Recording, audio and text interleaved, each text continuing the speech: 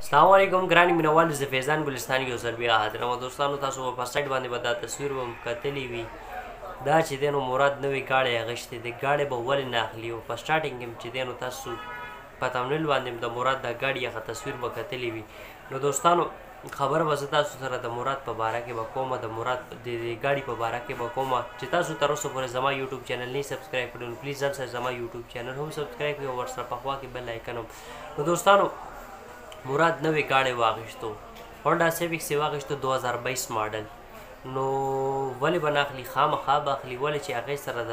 2 پاو والا ګاډۍ دی نو هغه چلیږي نو 2 نه به چې دی نو بیا به د 4 هغه به اخلي خامخا به اخلي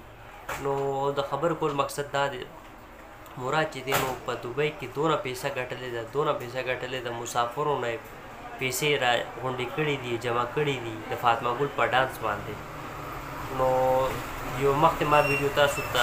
چې دی نو کولې وه نو په هغې کې مراد لګیا دی پیسې شماري پیسې لګیا دی داسې غورځوي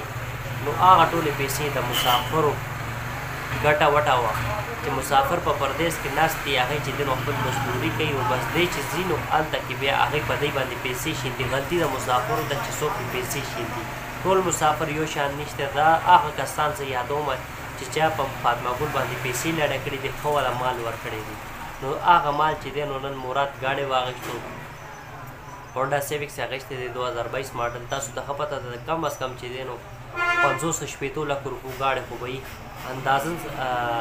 اندازن زه وایم څه پته لګي دی نه به ګران به وي یا به چې دی نو ارزان وي خو تقریبا 500 پورې خو خامخا ده نو دا پیسې چېرته نه راغلي دي دا پیسې هم دا خلکو د چا پې شیندلي دي نو تاسو به دا پیسې ځان سره جمع کړې وي خپل کور ته به هم لیږلې وي نو څونه